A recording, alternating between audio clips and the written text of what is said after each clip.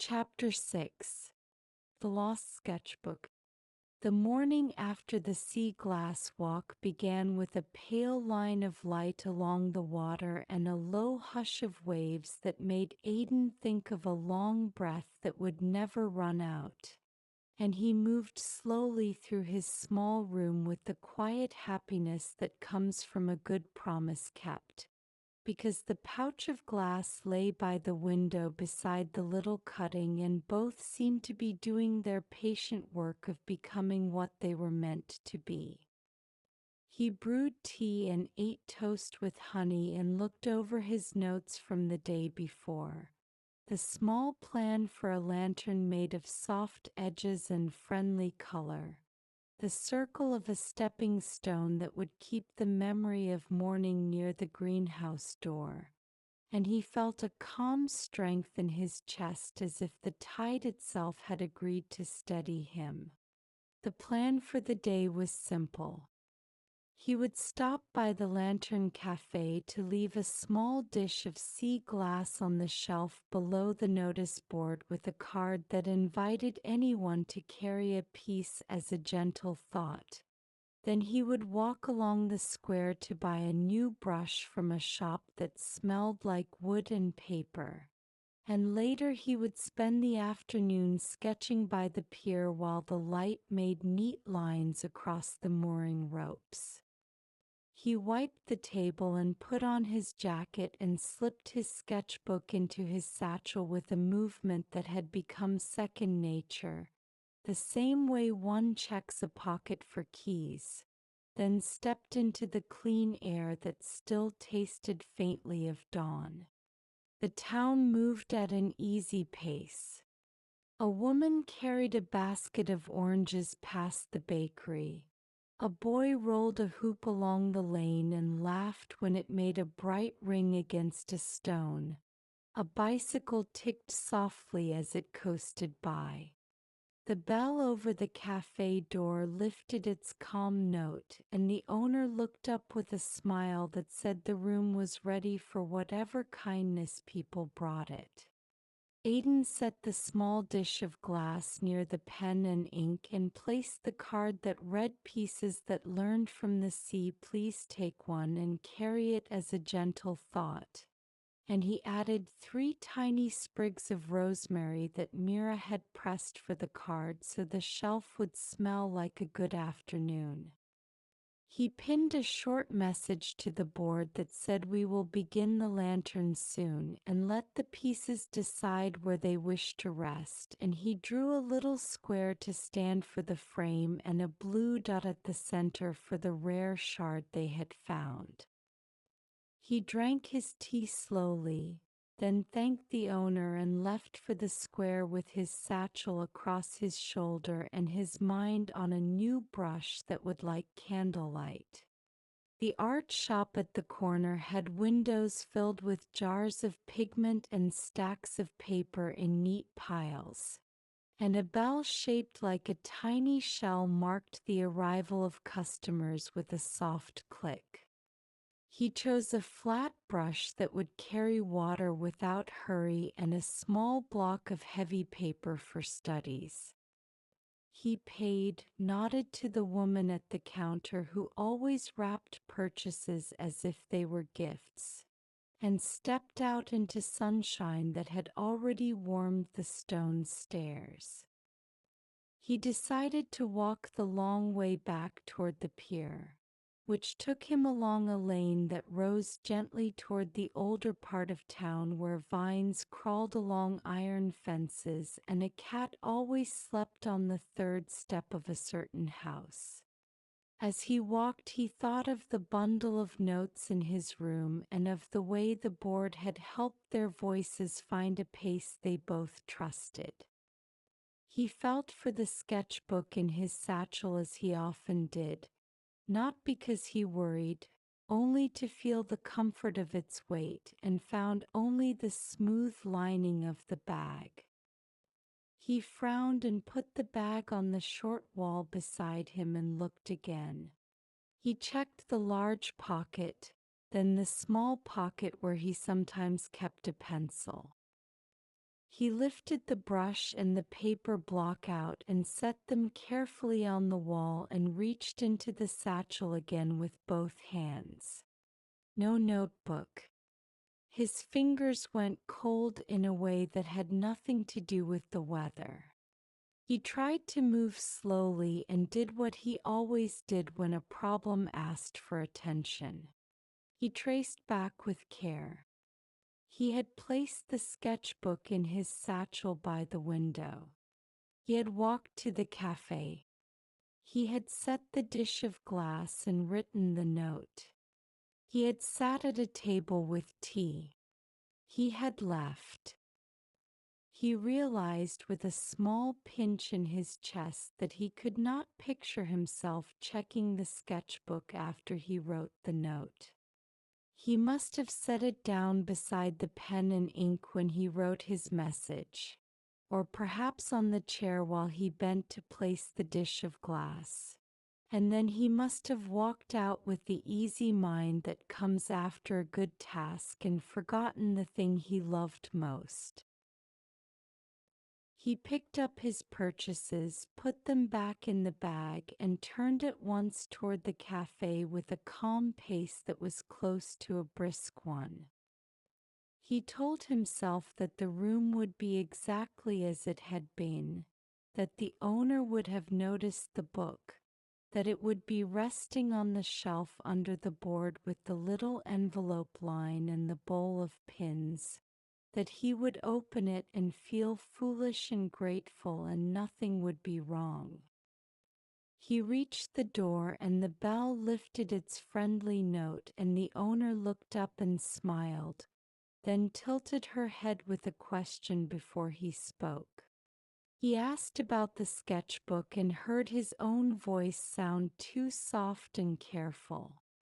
The owner moved from behind the counter to the notice board and looked at the shelf where he had expected the book to be. It was not there.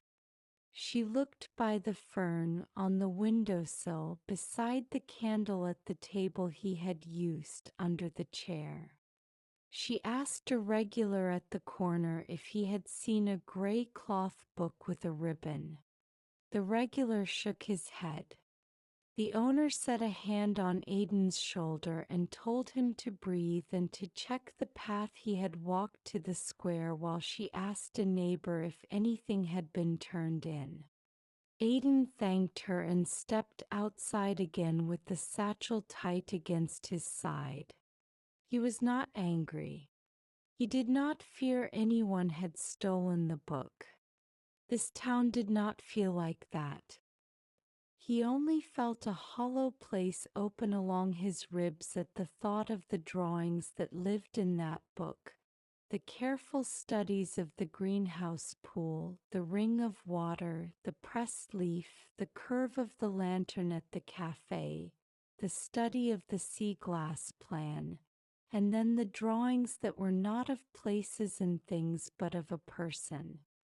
He had begun to sketch Mira when he felt sure he could do so with kindness. He had not tried for a perfect likeness. He had drawn the way the corner of her mouth lifted when she handed someone a cup. He had drawn the gentle line from her shoulder to her elbow when she rested her arm on a table. He had drawn the tilt of her head when she read a card on the board, and the way her hair sometimes made a soft wave along her cheek when a breeze came through the cafe door. He had drawn her hands near a fern without touching it, and her hands holding a small jar of water in the greenhouse. These drawings were not a secret exactly, but they felt private in a way that made his heart beat higher now. He retraced his steps slowly and spoke politely to his worry. He looked along the stone wall where he had checked the bag. He asked the shop owner if a book had been seen. He peered into the top of the trash bin in case a careless bump had knocked it in. He stood very still on the corner and tried to let memory show him something helpful. He felt the odd calm that sometimes arrives in a moment that could turn wild. And in that calm he knew that the book was already in good hands or would be soon, because the rhythm of this town had shown him many times that people like to carry small kindness forward. He returned to the cafe and the owner saw him at once and put up one finger, a tiny sign that asked for a minute more. She walked to the back and returned with a slip of paper. Someone had left a note with only a few words. It said the sketchbook is safe and it will return to you this evening, and please come to the greenhouse at sunset. The owner studied his face and smiled, then put the note in his palm and told him to try to drink some water and to let the day carry him gently until then. He thanked her and felt an odd mix of relief and apprehension. Relief that the book was safe, apprehension that the person who had it would turn the pages and see the drawings of a woman who did not know how many times he had studied the way she looked when she was quiet. He went outside and let the air pass over him. He walked without aim for a while, past the square where the clock chimed, past the alley that held a mural painted in gentle blues, past a garden where a neighbor clipped herbs and sang a tune that might have been older than the town. He stopped by the pier and watched thick ropes move a little with the tide, listened to a gull scold the world and then fall silent.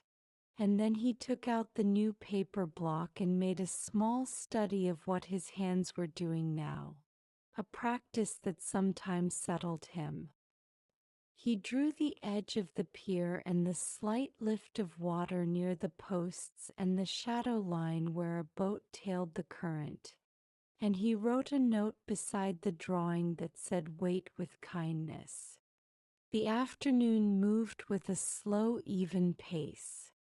He ate a simple lunch of soup and bread at a table outside a small diner where people nodded at him in the way that says a person is part of a place. He turned his face to the sun for a minute and let warmth settle into his skin.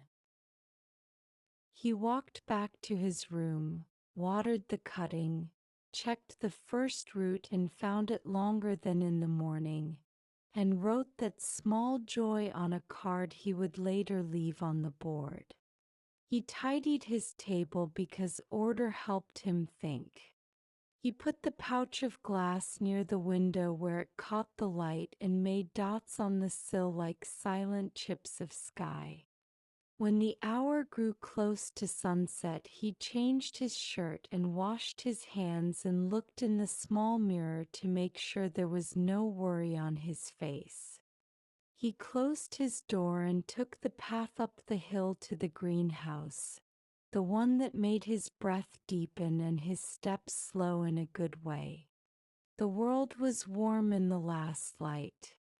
Birds shifted in the hedges. A cat watched him from a low wall and then pretended it had never seen him.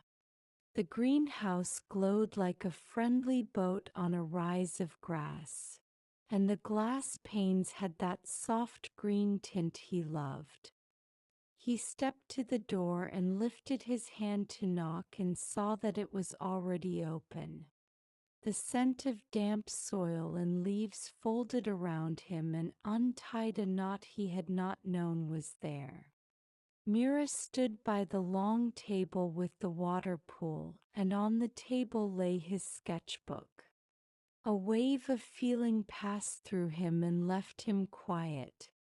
She greeted him by name in a tone that understood everything without asking questions.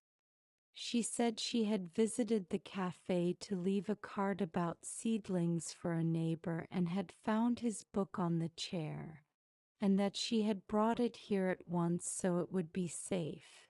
and that she had not been sure whether to open it. And then she had done so anyway because she wanted to know if she should hurry to return it. And the first drawing she turned to had been the ring on the water pool and the line he had drawn in the corner that said, "This room listens." She had turned a few more pages and had found studies of the greenhouse, and then studies of a person who looked like her. Not a formal portrait, only the curve of a shoulder and the edge of a smile and a hand near a fern. And she had felt a warmth in her chest, not from embarrassment but from the quiet knowledge that someone had looked at her with care and had made patient lines from that looking. She said she had closed the book then and had written the note and had waited for him. Aiden listened and felt heat in his face and a sense of relief that was deep and clean. He told her that the sketches were small thank you notes his hand had written because words had not seemed like the right tool at those moments. He said that if the drawings made her uncomfortable, he could tear them out and keep only the studies of water and leaves. He meant it, and she saw that he meant it, and she told him not to touch a single page. She reached for the book and turned it toward him and asked if they could look together. They stood side by side and leafed through the sketchbook slowly. They paused at the water pool and at the ring and at the study of the sea glass plan. They paused at a little drawing of 2 cups on a flat rock that he had made from memory. They paused at the hand she knew was her own because of a tiny scar near the thumb from a childhood fall that she had never told him about and that his eyes had found. He did not feel exposed. She felt seen in a way that was calm and strong. When they reached the last page, she closed the cover and held it for a second, then set it down as if it were a delicate plant. She walked to a small cupboard and brought out a wrapped bundle. She told him that she had something to show him as well, and that she had not planned to share it so soon, but that the day had decided for her. She unwrapped a thin stack of watercolor paper and revealed 3 small paintings. The first looked like him standing under the awning in rain with a soft line of water at his shoulders and a pencil in his hand and a look of attention on his face that made him almost a part of the weather. The second looked like him at the cafe writing on a card, his head slightly bent in the way she had noticed many times, with the candle a small sun at the edge of the frame and the board a warm wall behind him. The third looked like him at the shore holding a piece of sea glass between 2 fingers as if it were a bright seed. The colors were gentle and true. The world around him in the paintings felt like a place that liked him. He looked at the paintings and then at her and felt a pull at the back of his throat that told him he was very lucky to have walked into a life that could hold this kind of kindness. He asked when she had made them, and she said at small moments when the greenhouse had time or when the evening felt like a held breath. And that water had been a good friend while she worked because it taught her when to stop. They stood in the warm light like people at a quiet ceremony. He thanked her and she thanked him, and in the thanks there was no distance and no rush. They talked about how seeing each other through careful work had made them both braver in small ways, how attention had been a gentle teacher for both of them, how the board at the cafe had made it easier to step toward honesty. The greenhouse breathed slowly around them. A drop fell from the frame and made a small circle on the water. A moth tapped the glass and then drifted away. She returned the watercolors to the cupboard and tied them with the simple ribbon she used for cuttings. He slid his sketchbook into his satchel and closed the clasp with care. They made tea on the small hot plate and carried the cups to the bench by the door where evening could be seen laying itself across the town below like a soft blanket. They spoke in low voices that matched the hour. He told her that part of his fear had been about presuming too much, that he did not want to turn a private attention into a burden for her. She told him she had not felt burdened, that she had felt understood, and that his drawings had reminded her to look at herself with the same care she used on plants. He laughed quietly at that and said he liked the image of Mira the botanist, considering Mira the person the way one considers a fern that has learned to reach for certain kinds of light. She laughed too, a low warm sound that held no edge at all. They spoke about the sea glass plan and decided to start the lantern in 2 days in the late afternoon so they could work until the first stars came and then stop. They would work on the stepping stone on a day when the greenhouse could spare a corner for curing concrete, and she would ask a neighbor who knew about mixtures to share a safe recipe.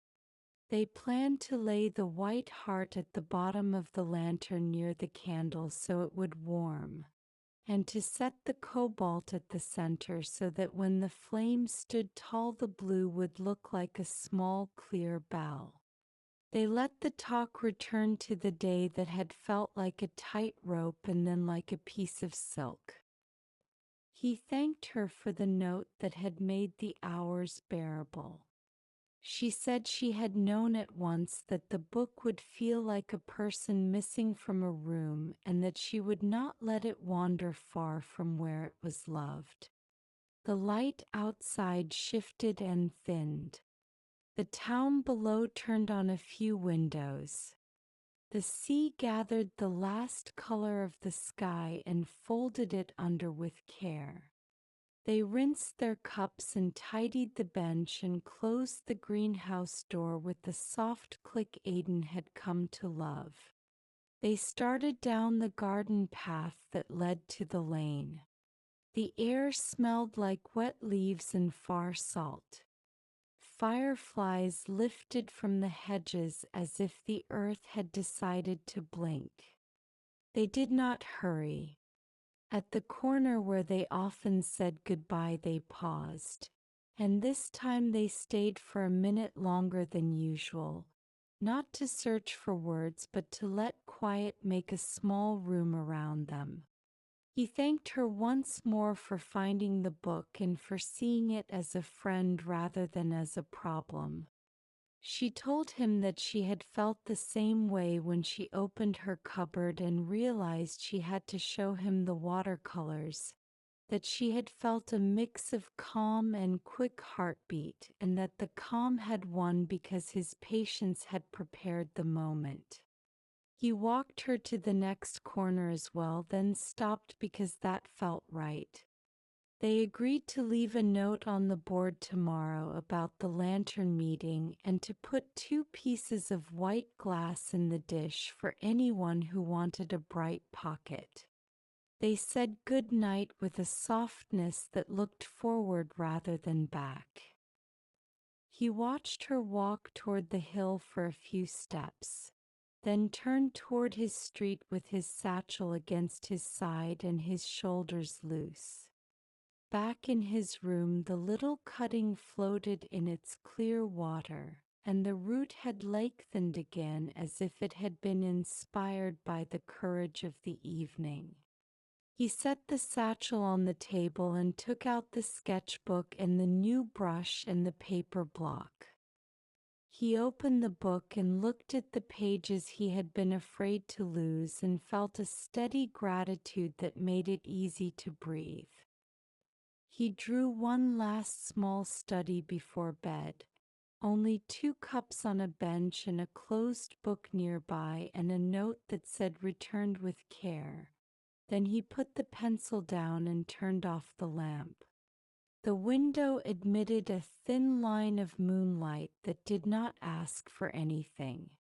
The record player clicked softly as it ended a track and then went still.